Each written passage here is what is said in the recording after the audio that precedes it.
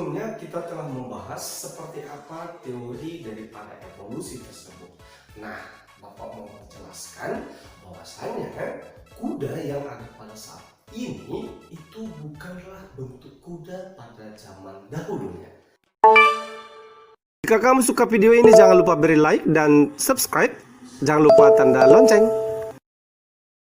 Seperti apa ceritanya atau seperti apa bentuk perubahan evolusi pada kuda tersebut, kita ikuti penjelasan Bapak berikut ini untuk bukti-bukti daripada evolusi. Nah, bukti evolusi ini nanti cakupannya ada 5 komponen besar. Yang pertama dia dari bukti biogeografi, kemudian bukti paleontologi atau bukti ditemukannya berbagai jenis fosil, kemudian adanya perbandingannya atau anatomi perbandingan, kemudian embriologi perbandingan, serta ditemukannya biologi molekuler. Yang pertama yaitu bukti biogeografi. Biogeografi merupakan cabang ilmu biologi yang membahas tentang penyebaran makhluk hidup di permukaan bumi atau ilmu penyebaran geografis suatu spesies. Dan jenis biogeografi dibagi menjadi 2, yaitu zoogeografi yakni penyebaran hewan dan fitogeografi yakni penyebaran tumbuhan. Nah, bahwasanya kita ingat dulu waktu materi biologi kelas 10 ya, itu ada menurut Russell Alfred Wallace ya, bahwasanya itu persebaran hewan di bumi ini itu nanti dilihat berdasarkan garis Weber dan garis Wallace. Ya, bahwasanya pembagian tipe hewan atau zona hewan di bumi ini ya di dunia itu ada 6. Nah, kamu masih ingat ya? Nah, sementara kalau pembagian tipe hewan ya menurut si Wallace ini di Indonesia itu ada 3 zona, yaitu ada hewan oriental ya, kemudian ada hewan asiatis dan hewan peralihan. Pulau-pulau banyak memiliki spesies yang bersifat indigenous atau asli, tidak ditemukan tempat lain, tetapi memiliki hubungan kekerabatan dengan spesies yang ada di daratan. Sebagai contoh, di Australia kanguru mempunyai marsupilami sebagai tempat untuk menyusui anaknya, tetapi pada daerah biogeografi yang lain hampir tidak ditemukan adanya marsupilami. Demikian juga dengan burung finch di Kepulauan Galapagos dari Amerika Selatan. Yang kedua, bukti paleontologi. Nah, paleontologi ini merupakan cabang biologi yang membahas tentang dunia fosil. Nah, seperti yang kita tahu bahwasanya fosil itu merupakan sisa-sisa tubuh makhluk hidup yang telah membatu. Nah, bahwasanya dengan ditemukannya beberapa jenis fosil ini dapat dilakukan untuk merekonstruksi bahwasanya terjadinya kehidupan di masa lampau. Nah, contoh fosil yang ada ditemukan ya banyak itu bagian-bagian tubuh dari dinosaurus, kemudian hewan-hewan yang lainnya. Akan tetapi, nah bukti evolusi ya yaitu dari fosil itu yang paling lengkap atau yang paling utuh itu fosil daripada kuda. Kuda yang ada pada saat ini merupakan jenis kuda yang telah mengalami evolusi dari bentuk tubuh dan jumlah jari kakinya. Bahwasannya bentuk tubuh dan jumlah kaki kuda tersebut itu mengalami evolusi dari zaman Eohippus, Oligohippus, Meryhippus, Piohippus sama kuda modern hingga saat ini. Yang pertama pada zaman Eohippus atau Hyracotherium.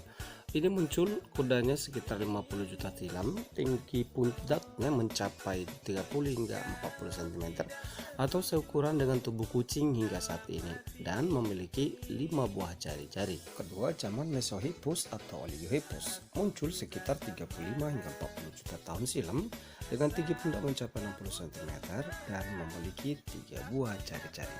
Ini jari-jarinya baik pada jari-jari depan, dan kaki belakang.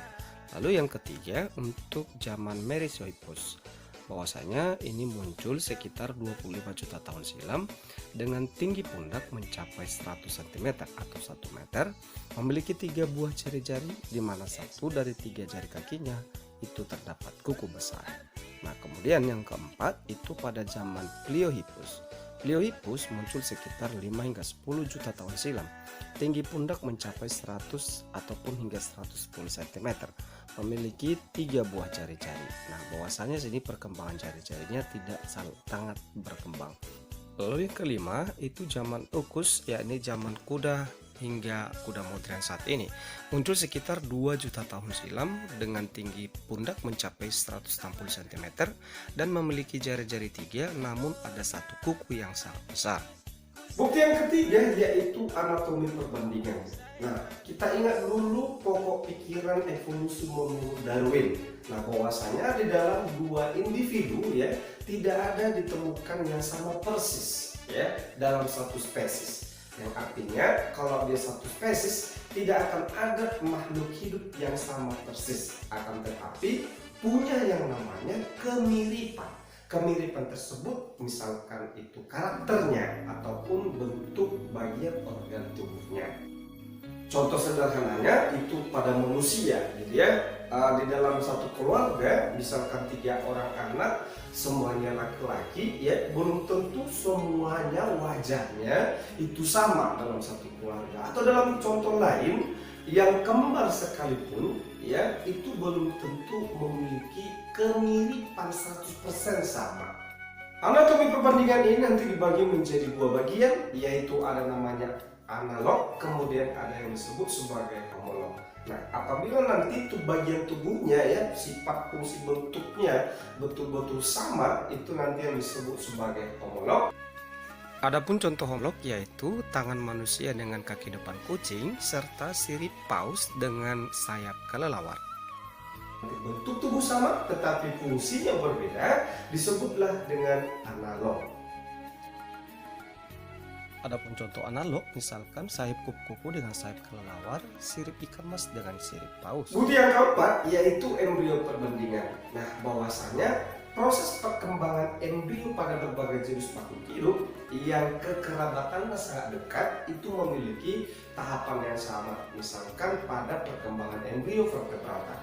Nah, apabila nanti sel kelamin jantan dengan sel kelamin betina menyatu melalui proses fertilisasi akan membentuk yang namanya zigot. Lalu zigot itu akan mengalami pembelahan sel yang dimulai dari pembelahan sel yaitu morula, blastula, dan gastrula. Nah, kemudian itu akan membentuk lapisan tubuh menjadi triploblastik. Perhatikan perbandingan embriologi pada 4 hewan berikut. Ini adalah paus, kemudian manusia, ayam, dan reptil.